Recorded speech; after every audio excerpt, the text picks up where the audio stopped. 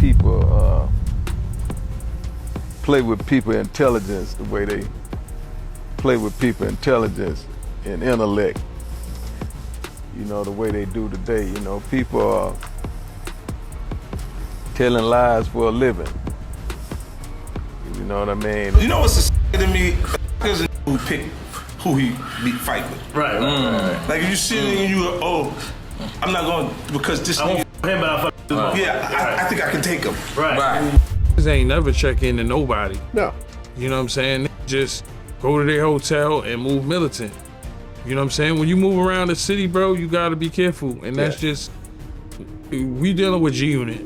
Y'all, Tony Yayo just came out swinging. And not just at anybody, he pulled up on J Prince and baby, it wasn't pretty. This ain't just rap beef. This is potentially the most explosive extortion drama hip hop has seen in years. Word is J Prince thought he could pull his classic check-in move on 50 Cent, but what he didn't expect was 50 to flip the script and call the whole thing out publicly. No sneaky shade, no cryptic messages, straight up disrespect, and 50 dared J Prince to do something about it. Let's get real. This drama didn't just pop off overnight. Oh no, this had been brewing under the surface for years. Silent tension, Cold War vibes, Houston street politics versus G-Unit's militant no games energy, and now all hell broke loose. To really understand the storm we're in now, we've got to rewind, because this goes way deeper than just a shady Instagram post. J Prince, the man behind Rap-A-Lot Records, has been the quiet puppet master of Houston for decades. His name doesn't just ring bells, it causes silence. The artists used to whisper it like folklore, because when J Prince said check in,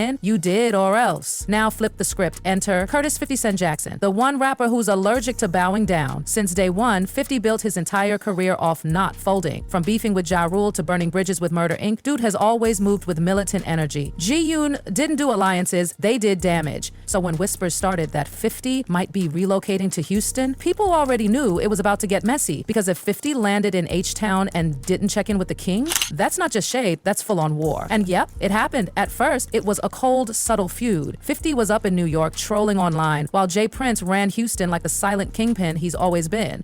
Petty jabs, subtle flexes, nothing direct. Until BoomFit posted that now infamous tweet. I love New York, but I live in Houston now. I'll explain later, child. The internet blew up. He didn't move for clout. This was business. New York's taxes were draining him. Houston, lower taxes, booming scene, untapped potential for his brands like Branson Cognac. It made sense, but you know what he didn't do? Check in. And that's where it all went left. Word on the street is J Prince took that as pure disrespect. Allegedly, he sent people to apply pressure on 50, told him to pay up or secure protection. But 50, lol, you already know how that went. To me, there's a nigga who pick who he fight with. Right. Like if you see it and you go, oh, I'm not going because this nigga. I think I can take him. Right. You want to fight the you think 50 shut that all the way down. Told his people G-Unit runs with their own security. No check-ins, no payments, no games. Suddenly, J Prince allegedly tried to pull the ultimate gangster move, declare Houston a no-fly zone for 50, basically saying you're not welcome here. And honestly, that might have worked on a smaller artist, but this is 50 Cent. He didn't just clap back, he turned Instagram into a battlefield. Memes, captions, full-on trolling like he was cutting a WWE promo. And behind the scenes, things got wild. 50 had been working on building a $20 million, 0-cent G-Unit studio in Houston, a full entertainment complex, jobs, internships, real economic impact, but then, poof, the entire thing got yanked and moved to Shreveport, Louisiana. I got up there, they showed me a lot of love. But Shreveport had the infrastructure already here. Like even the tax incentive was put back. Well, and so a lot of people have been talking about, man, he's here only because they gave him a cheap deal or something like that. The reality is there's more to that deal than that. Way more. They can't see. Break that down. I'm spending $20 million this year anyway in the same building that they're saying was the cheap building. Right. So find somebody else to spend. Officially, 50 said it was an infrastructure thing, but let's not play dumb. We know what happened. Street pressure got too hot, and 50, he don't dance with snakes. But then came the twist nobody expected. In 2022, a year after landing in Houston, the city didn't just accept him, they celebrated him. Sylvester Turner, the actual mayor of Houston, gave 50 a literal key to the city. Named November 24th, 50 Cent Day. At the city's Thanksgiving parade, 50 was on a float like royalty. Crowd going wild, mayor calling him a philanthropist and a hero like J Prince, who came to the city of Houston, but he didn't just come here to live. He has been helping out on so many causes in this city, and especially He has been in our high schools, turning our high school students into entrepreneurs with his Unity program. I've seen him firsthand. This city has been elevated because of his presence, and so today we have the honor of saying to him, he's our 2022 Grand Marshal. Give it up to Curtis 50 Jackson. Now, before I call on him to speak, let me present you first a key to the city of Houston. Anywhere you go, 550 buildings, use the key, the door will swing wide open. And let's talk receipts, honey, because 50 didn't just take a key and dip. No, he put in work. Through his G Unity Foundation, he launched charity programs, toy drives, turkey giveaways, you name it. In 2023, he dropped $850, 0 cents, P worth of toys. In 2024, raised $500,000 for Houston's children's charity. The man even auctioned off champagne from his Sire Spirits line to pull in $6 million, 0 cents total for a charity event. Meanwhile, J. Prince, allegedly watching it all go down from the shadows like a dethroned king. And just when it looked like it couldn't get any messier, boom, enter Tony Yayo. Yayo went full savage mode during a Vlad TV interview, and baby, he held nothing back. Like the Fed's not playing. Yeah. All around the board. New York City, we used to the federal indictments, but now you see them, they doing it in Atlanta, state indictments, they doing it in LA. But yo, bro, you gotta think about it. People travel to LA, they wanna be in LA to be comfortable. A lot of them houses getting ran in, robbed. Can't go to this place to go towel to go eat without getting a rodeo. When you see people getting robbed on rodeo, yeah. Oh, you know the Fed. Yayo broke it down. G-Unit didn't play that check-in game for a reason. Never made me check in. He could have been like, yo, listen, you in LA now? I'm gonna need this much money from Vlad TV every month. New York don't know nothing about checking. I know, I'm straight out of New York, Shout right? to my from New York, because that's a whole nother like lane. We've been coming to LA since 204, 205, and like ain't never check in to nobody. No. You know what I'm saying? Just go to their hotel and move militant. You know what I'm saying? When you move around the city, bro, you gotta be careful. And that's just, we dealing with G-Unit. Had a lot of drama. So had to move militant. Ain't just going to the mall and just going here with jewelry on and this and that. And you gotta move militant, bro. Yeah. You got wherever you at, you gotta move militant, because kill you over the smallest thing. He got some advice for people like 50. You gotta move militant, bro. You don't need to just be out there. That's why assistants are there. Go to the store for you. Go pick up food for you. That's how I was taught. Go pick this up for you. And the artist just chill, because the artist is the bag and the valuable one. We free Dirk. We don't want to see rappers in jail and the feds jammed up. We don't want to see rappers dead, because niggas made it already. He dropped game, real game. Basically saying dudes like 50 have to stay independent. Because once you start checking in, it ain't about safety, it's about extortion. Maybe we need to change the word for the youngsters. The checking in part, is they seem to get hung up on that word, checking in. Yeah. So if we could diversify that word and bring it up to a 2021 thing. Right. What's the word, OG? What's the word?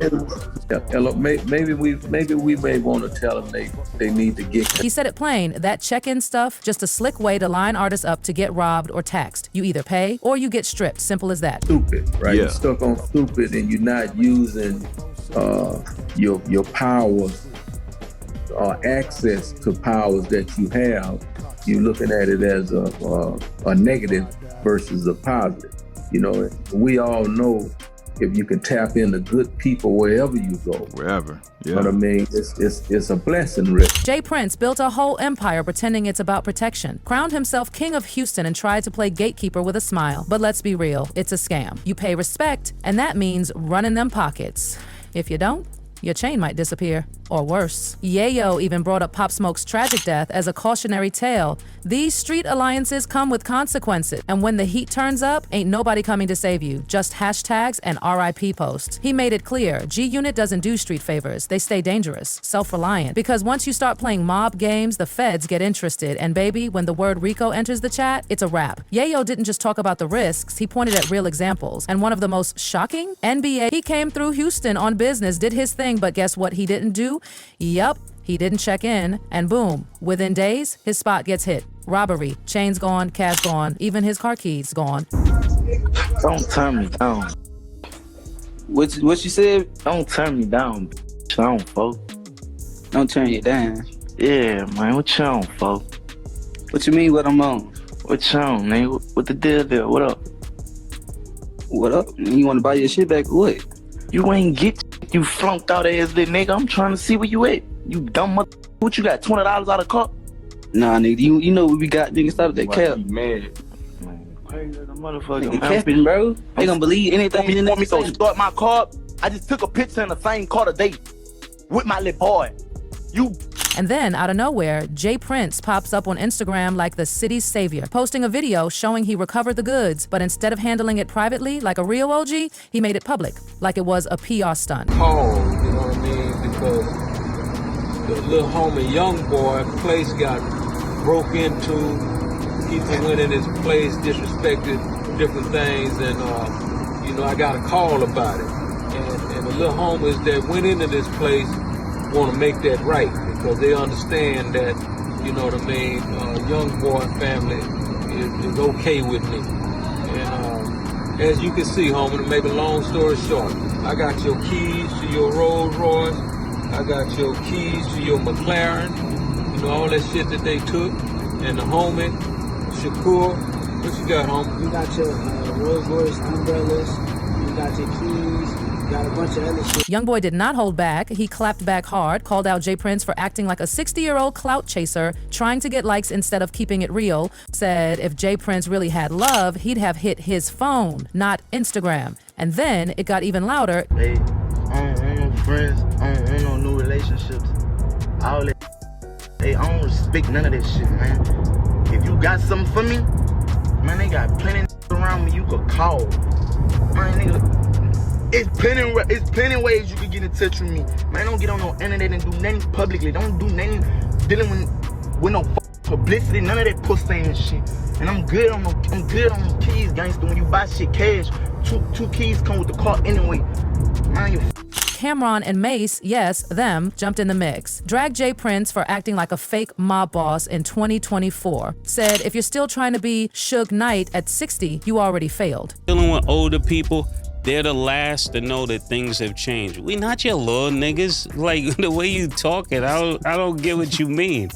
We're not your little niggas. Like, for real, all that big homie stuff, that's for little niggas. Little niggas have big homies. We're not little niggas, so we don't even respect big homies. I know Killer doesn't, and for me, I never respected niggas in the streets. That's why I always got the problem. Then came the dice games. Now, we've all heard whispers about these infamous high-stakes games in Houston, but let's call it what it is, rigged traps. Yayo and others said it, these games aren't just for fun, they're setups. And the most heartbreaking example, Takeoff. The world watched in shock when Takeoff lost his life after one of those dice games spiraled into a shootout. But behind the scenes, rumors swirled. People claimed it wasn't just a random freak moment. They say Takeoff and Quavo didn't properly check in, and somebody allegedly wanted to teach them a lesson. It was supposed to be a light scare, but it turned fatal. Takeoff never made it home. And just like that, a legend was gone over some ego-driven street politics and fake rules of respect. Jay Prince dodged the blame masterfully. Nothing should have happened.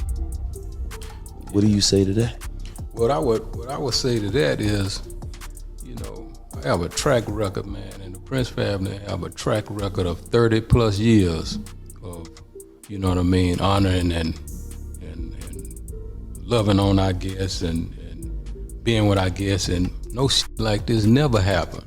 But here's the thing, and this is what people don't understand.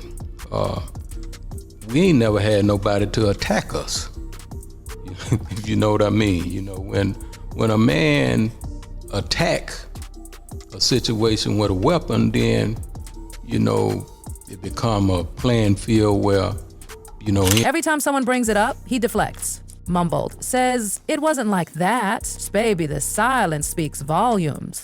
Mike and Junior was walking by. He actually went in the restroom to wash blood off his hand where he had reached up on the takeoff. He had to pick him up and his fingers went in it. You know why? And it gets worse. Remember Duke the jeweler? He won $100, 0 cents K in a dice game. Was on cloud 9. Probably thought he just had the best night of his life. But before he could even reach his car, ambushed, robbed, killed, gone. Another young black entrepreneur taken too soon. Why? Because he trusted the system. And in this game, that trust can be fatal. So when you stack all that next to 50 Cent, who's building community centers, donating to kids, raising millions, it's night and day. One's running the streets on a 90S code, the other's building legacy in the daylight. And don't think 50's done yet. No, no, no. Word on the street, quietly collecting receipts, talking to people, listening, connecting dots. And guess what? He might be building a case. Some insiders say he's been speaking to folks in power, and it's starting to sound like the feds are sniffing around this whole check-in empire. If this turns into a federal extortion investigation, game over. 50's not one to bluff, never has been. He's the kind of man that drops a meme while holding a whole federal report in the background. He's already exposed the pattern, he's shown the receipts. Now all it takes, one post, one leak, one witness stepping forward, and the whole J. Prince kingdom comes crumbling down. Because here's the truth, 50 Cent didn't just move to Houston, he took it over. He pulled up with no apologies, no check-ins, no street taxes, and still the city embraced him. From the mayor's key to $1 million donations, he's been moving like a boss. J. Prince might still have shadows and fear, but 50, he's got the light, the people, and the city behind him. So now we ask the real question, who really runs Houston? Is it this shadowy street legend with dice games and extortion rumors, or the entrepreneur with the key to the city, giving back, feeding families, and changing lives? One lives in whispers, the other's name is printed in the city's record books. So tell us, is 50 going too far? Or is he exactly the kind of chaos the hip-hop world needed to finally tear down these outdated street politics? Because baby, this war, it's just getting started. Stay tuned, because if what we're hearing is true, the next bombshell could bury everything. Could bury everything.